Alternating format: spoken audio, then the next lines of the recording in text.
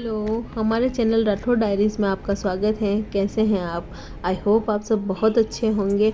और आज का वीडियो देख के आप समझ ही गए होंगे कि हमारा वीडियो कुंभलगढ़ पर है।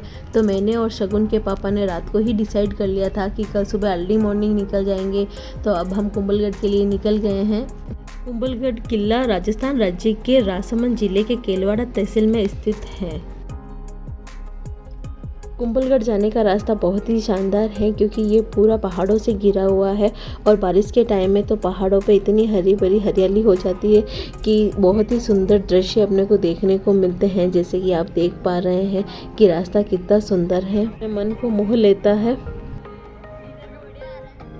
कुंभलगढ़ का रास्ता तो सुंदर है ही है, पर इस रास्ते में होटल एंड रेस्टोरेंट्स भी इतने सुंदर बने हुए हैं कि बाहर से कोई भी यात्री या टूरिस्ट आता है तो उनके लिए रुकने की बहुत ही अच्छी व्यवस्था है। मैं आपको कुंभलगढ़ दुर्ग के इतिहास के बारे में थोड़ी सी जानकारी देना चाहूँगी कि कुंभलगढ़ दुर्ग का निर्माण महाराणा कुंभा ने 1459 में करवाया था और लगभग इस दुर्ग को बनने में 15 साल लग गए थे। और इस दुर्ग के जो मुख्य वास्तुकार थे वो मंडन थे। कहा जाता है कि किले के निर्माण के समय बहुत सारी रुकावटें आ रही थी, जैसे कि दिन में दीवार बना रहे थे वह दीवार रात को गिर जाती थी। तो यहाँ पर पहाड़ों में रहने वाले भैरव मुनि बाबा नाम के एक मुनि ने कहा था कि अगर कोई भी व्यक्ति अपनी स्वेच्छा से नर बलि देगा तभी यहाँ पे दुर्ग का कार्य शुरू हो पाएगा। कोई नहीं आया तो भैरव मुनि बाबा ने स्वेच्छा से स्वयं की बलि दी, तब जाके इस दुर्ग का निर्माण आगे बढ़ा। इस दुर्ग को इस प्रकार से बनाया गया है कि आप जब तक इस दुर्ग के 500 मीटर दायरे के अंदर नहीं आ जाते हैं तब तक आपको पता भी नहीं चलता है कि इन पहाड़ियों के बीच में इतना विशाल दुर्ग भी बना हुआ है। यह दुर्ग इतनी ऊंचाई पे बना हुआ है कि अबुल फजल के द्वारा कहा गया है कि यदि कोई पगड़ी धारक व्यक्ति इस दुर्ग को नीचे से ऊपर की तरफ देखे तो उसके सिर की पगड़ी नीचे गिर जाती है। और देखिए हरे भरे पहाड़ों के बीच में दुर्ग का खूबसूरत नज़ारा। और आप देख पा रहे हैं कि दुर्ग के अंदर एंट्री का ये मेन पॉइंट है। वैसे दुर्ग में जाने के लिए 9 पोलें हैं। जो दुर्ग से 3 किलोमीटर दूर औरट पोल है, 1.5 किलोमीटर दूर हल्ला पोल है और ये हनुमान पोल है। यहाँ पर हनुमान जी की मूर्ति भी स्थापित है।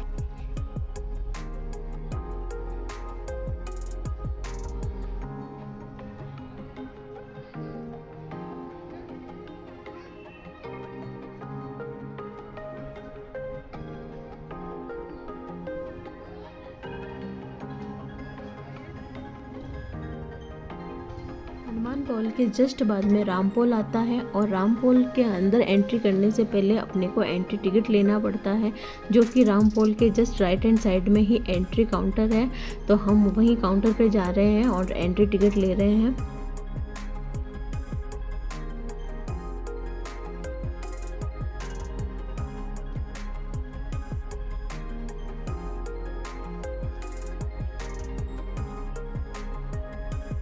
अब आप देख पा रहे हैं रामपोल और यहाँ पे लिखा हुआ भी है रामपोल।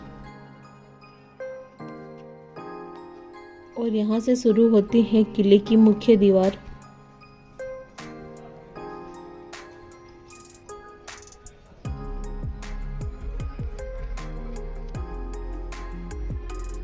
और यहाँ से शुरू हो रहा है किले का मुख्य परिसर।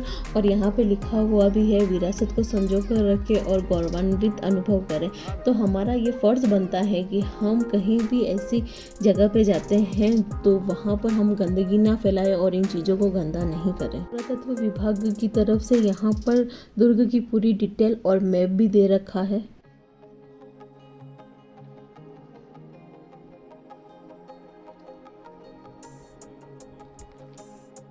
वक्त पन्ना धाय ने महाराणा उदय सिंह को चित्तौड़गढ़ से लाकर इसी दुर्ग में छिपाया था और यहीं पे उनका राज्याभिषेक भी हुआ था। यही वो दुर्ग है जहां पर वीर शिरोमणि महाराणा प्रताप का भी जन्म हुआ था। और यहाँ पे आ गया है कुंभलगढ़ का 5वां प्रवेश द्वार भैरव पोल। इस दुर्ग के अंदर जाने का कोई भी सीधा रास्ता नहीं है। जितनी भी पोलों में से अपन एंट्री कर रहे हैं वहाँ पे एक बहुत ही बड़ा मुड़ाव या टर्न आ रहा है और ये टर्न सिर्फ इसी पोल में नहीं है, लास्ट की जो गणेश पोल है वहाँ तक ये टर्न रहते ही हैं। और ये घुमावदार रास्ते सुरक्षा के लिहाज से ही बनाए गए हैं। वो आप देख रहे हैं रोड जहाँ से हम आए हैं, और दुर्ग के अंदर आने के बाद वहाँ यहाँ से इस रोड को देखने का नज़ारा ही कुछ अलग है।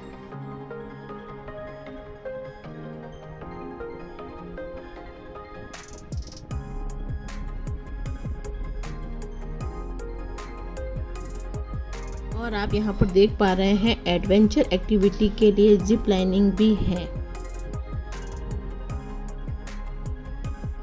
और ये आ गया है नींबू पुल। कोंबलगढ़ का बहुत ही सुंदर नज़ारा है ये।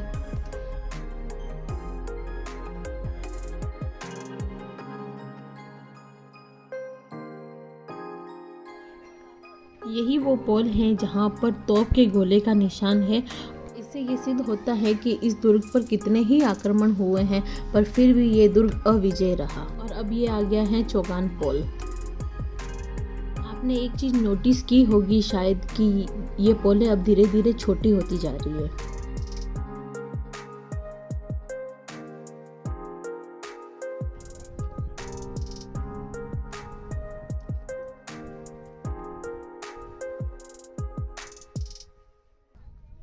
यहाँ पर पानी स्टोरेज की व्यवस्था थी, पर बरसात का पानी को स्टोरेज किया जाता था।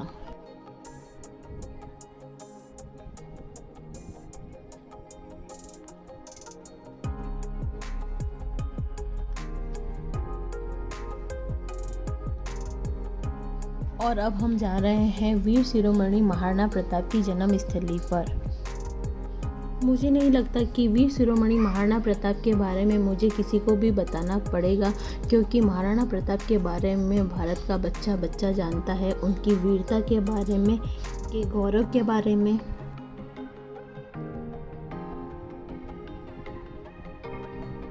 और अब हम जा रहे हैं सीढ़ियों से, और आप सीढ़ियों की स्थिति देख सकते हैं कितनी जर्जर हो गई है। अगर अपन ध्यान से पैर नहीं रखें तो नीचे गिरने का भी डर रहता है।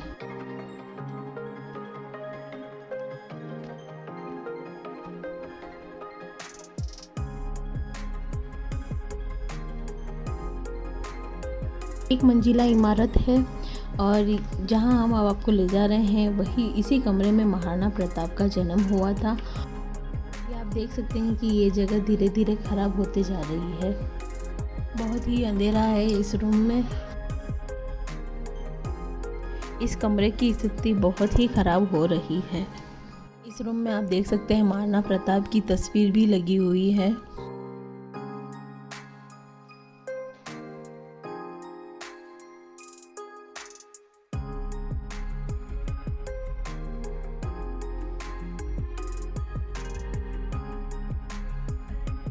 अब चलते हैं फिर से दुर्ग की तरफ।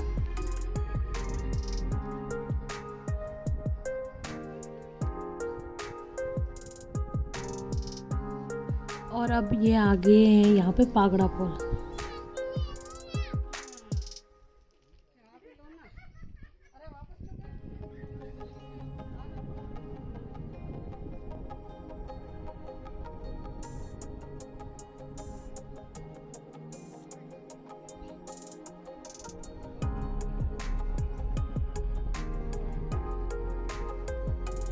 और अभी ये जो देख रहे हैं ये अस्तबल है, यहाँ पर घोड़ों को बांधा जाता था।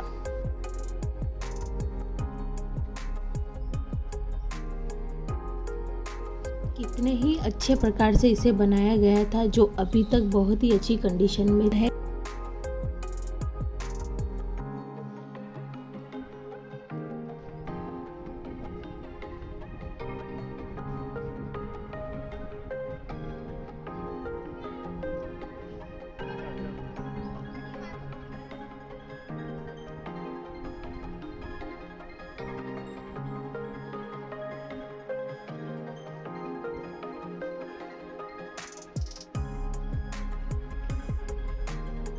अब इससे आगे अपन जिधर जा रहे हैं उसको बावर्ची खाना कहा जाता था। यहाँ पर खाने पीने की व्यवस्था की जाती थी, और एक तरफ वो खाना बनता था, रसोइयाँ थी।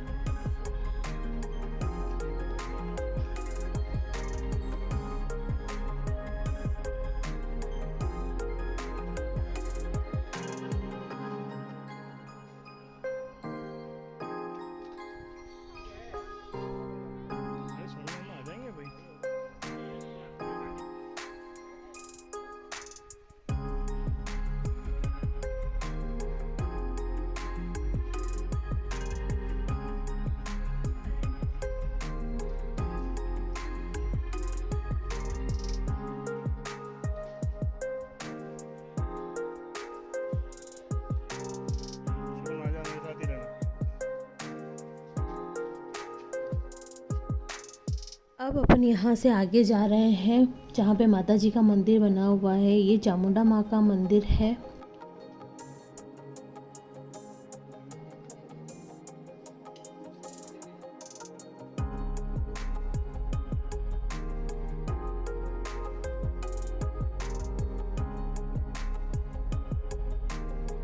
और यहाँ पर माता जी के मंदिर में अंदर अपन जाते हैं तो गर्भगृह के अंदर अंधेरा है, रोशनी का कोई स्रोत नहीं है। यहाँ पर एक रोशनी के लिए निरंतर एक ज्योत जल रही है।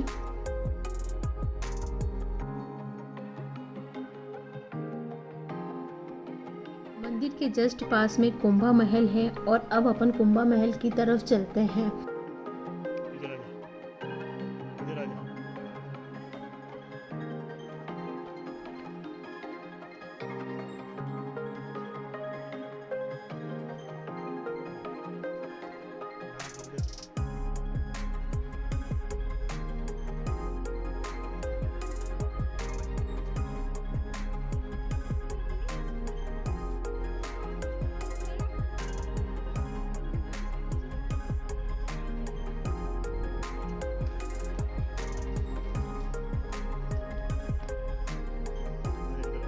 कुंभा महल के अंदर जाने के लिए बहुत ही पतली गली है और आप महल को देख सकते हैं, थोड़ा सा टूट चुका है। तेरे तो वैसे दिक्कत नहीं है।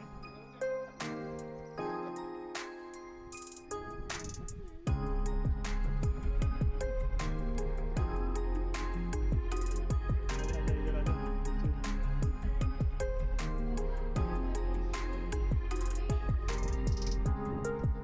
महल के अंदर का ये रूम है और इस रूम के झरोके में से बहुत ही सुंदर नज़ारा नज़र आ रहा है।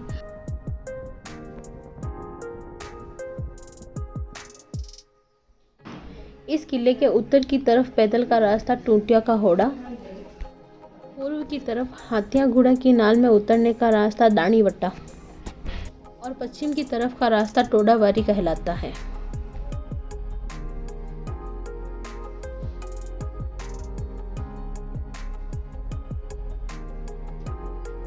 अब चलते हैं फिर से दुर्ग की तरफ। अपन जब पागड़ा पुल से आए थे तो इधर माता जी का मंदिर और कुंभा महल वगैरह देखने के बाद अपन वापस पागड़ा पुल की तरफ ना चल के सीढ़ियों की तरफ से ऊपर चलते हैं। उसी रास्ते पे पागड़ा पुल का रास्ता मिल जाएगा।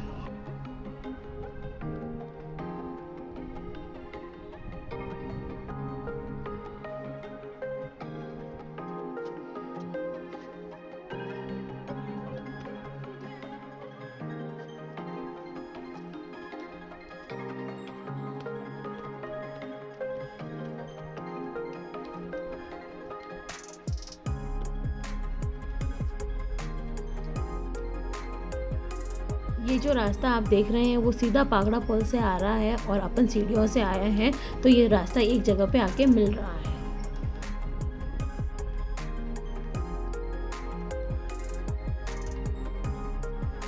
अब आप जो देख रहे हैं ये बादल महल के पीछे की तरफ वाला एरिया है।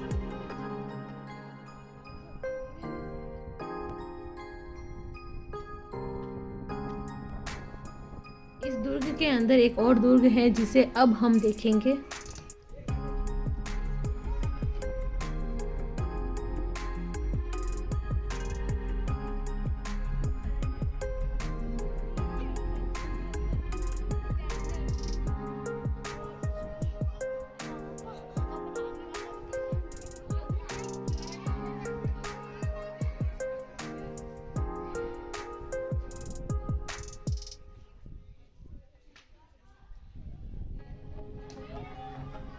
अब हम जहाँ से एंट्री करेंगे ये अंतिम पॉल है, गणेश पॉल।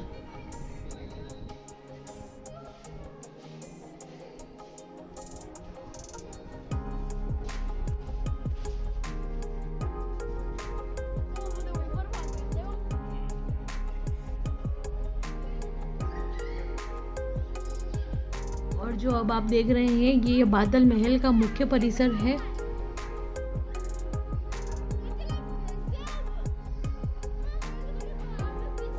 यहाँ पे आप ये झरोखे देख पा रहे हैं, ये झरोखे बहुत ही सुंदर बने हुए हैं और इन झरोखों के अंदर से बहुत ही ठंडी ठंडी हवा आती है।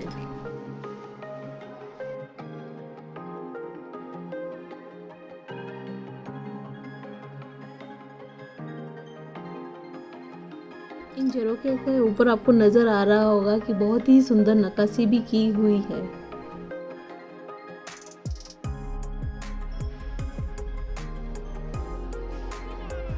और अब अपन चलते हैं ऊपर की तरफ।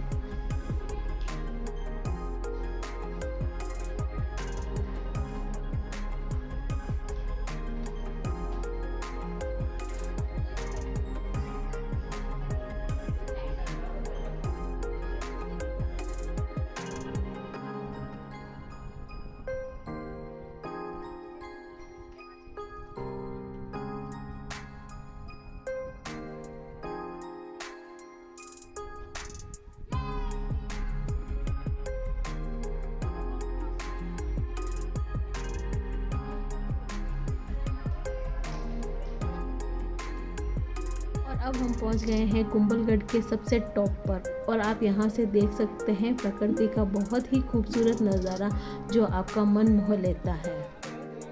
कुंभलगढ़ वन्य जीव अभयारण्य लगभग 3 किलोमीटर एरिया में फैला हुआ है।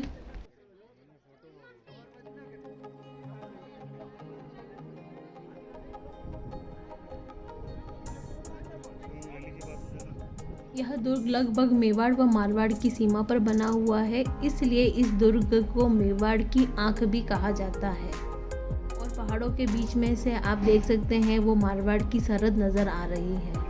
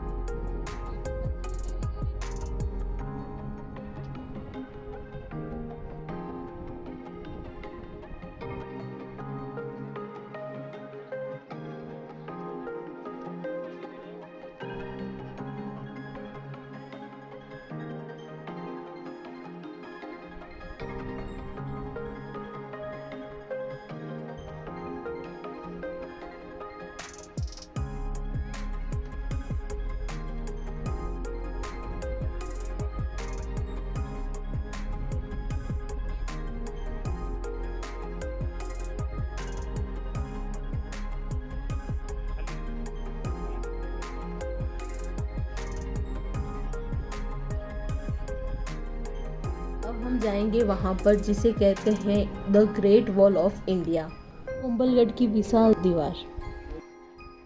आप देख पा रहे हैं कि ये लगभग 36 किलोमीटर परिधि में फैली हुई है, 38 किलोमीटर लंबी है और 15 मीटर चौड़ी है। कहा जाता है कि ये दीवार इतनी चौड़ी है कि एक समय में इस दीवार पर 7 से 8 घोड़े एक साथ चल सकते हैं।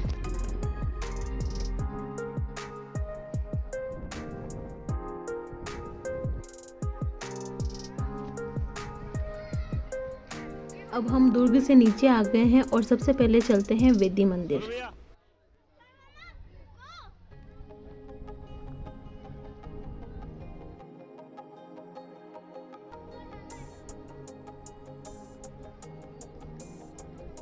इस मंदिर का निर्माण भी महाराणा कुंभा ने ही करवाया था। यह 3 मंजिला अष्टकोणीय जैन मंदिर है जिसमें कुल 36 स्तंभ हैं, जिसका पूर्ण निर्माण महाराणा फतेह सिंह ने करवाया था। इसी तरह कुंभलगढ़ में लगभग 360 मंदिर स्थित हैं जो जैन और हिंदू मंदिर हैं और इन मंदिरों में अधिकतर मंदिरों का निर्माण महाराणा कुंभा ने ही करवाया है। इस मंदिर को यज्ञवेदी मंदिर भी कहा जाता है। चलिए अब यहाँ से हम चलते हैं किले की दीवार पर।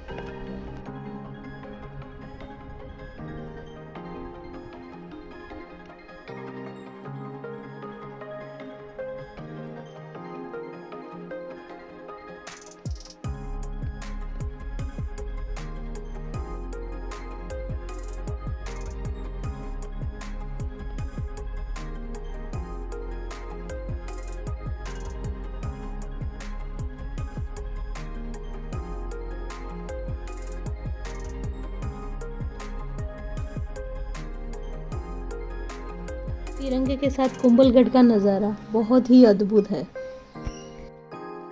यह दुर्ग 1 वर्ग मील में फैला हुआ है देखने वाली बात यह है कि यह दीवार आज तक भी कहीं से टूटी हुई नहीं है। 38 किलोमीटर एरिया तक ये दीवार बिल्कुल एक सरीकी ही बनी हुई है।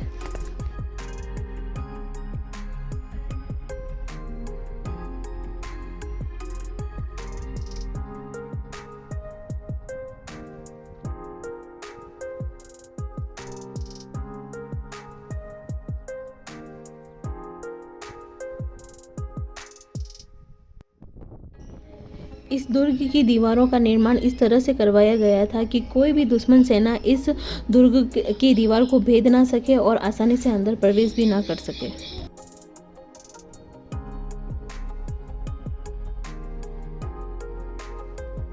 अब हम दुर्ग की दीवार से नीचे आ गए हैं और अब अपन चलेंगे नीलकंठ महादेव मंदिर।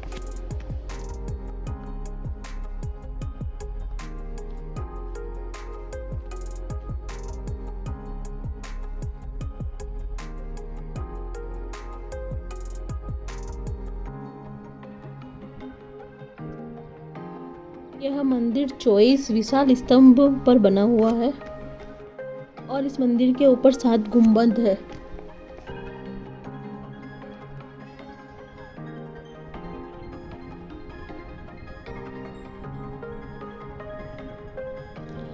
आप देख पा रहे हैं यहाँ पर लगभग 4.5 फीट ऊंचे शिवलिंग की स्थापना की हुई है।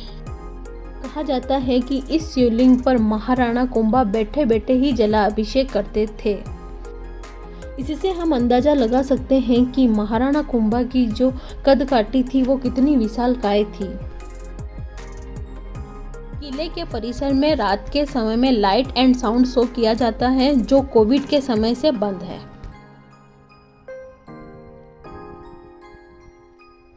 दुर्ग के अंदर बने मंदिरों में सबसे प्राचीन मंदिर गणेश मंदिर है जो कि 12 फीट के मंच पर बनाए गए हैं।